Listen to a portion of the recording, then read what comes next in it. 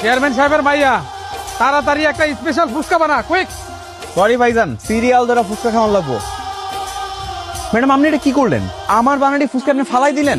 আমি চেয়ারম্যানের মেয়ে, আগে আমি ফুচকা পাবো, তারপর গ্রামবাসীরা। এই নয়ন, আজকের মতো ফুচকা দোকান বন্ধ।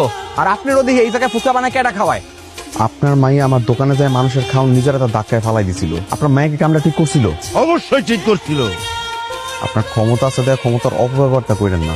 মাইয়ার এখানে পুঁথিগত শিক্ষাই দিচ্ছেন, পারিবারিক শিক্ষা দিবা পারেন নাই। আইন ম্যাডাম, আইন আইন। ভাবতেছিলাম আজকে যদি আপনারা না আইন তাহলে আজকে বেচা কিনে বন্ধ করে দিব। বাবা, এত খাতির যত্ন। তাড়াতাড়ি ম্যাডামের জন্য স্পেশাল ফুচকা বানা। আপনার কি পেটে খুব বেশি মুচড়াইতেছে? এটা দিয়ে আমি কি করবো? ওই যে ঝোপটা দেখতেছেন, ওটার ভিতরে কামটা সারালাম জান। ও যে গাড়ি স্টার্ট দে। আপনি শুধু আমারে একবার অনুমতি দেন, দেখেন আমি ওই ফুচকা আলার করে লিয়ে আইতেছি। আমি আরেকবার দেখি, কালকে যাব গিয়ে ফার্স্ট ওর ফুচকা আরেকবার ট্রাই করবো। হওয়ার পর যদি দেখি যে এরকম ঘটনা আবার ঘটছে, রিপিট পাওয়ার খবর আছে। আই হাই, এত রিমোট দিছ? চেয়ারম্যানের মায়া তো আজকে পুরো লাল হয়ে যাবো রে। ম্যাডাম আসেন আসেন আসেন, আপনি তো লেগে তো অপেক্ষা করতেছি। সত্যি করে বল, কালকে তুই আমার ফুচকা কি মিশাইছিলি? কিছুই মিশা নেই, এই যে আপনার মাথা চেক হইতেছি। তোর মাথায় হাত দিলি কেন? তুই আমার মাথায় হাত দিয়ে মিথ্যা কথা বললে আমি যদি মরে যাই? আরে তুই মরবি কি লেখা? এই সাহস কম না, তুই আমার ম্যাডাম রে তুই তুকারি করতেছস শালা।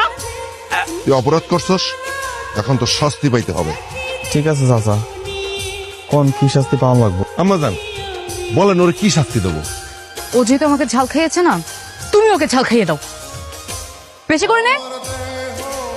বেশি ঝাল লাগছে? পানি লাগবে?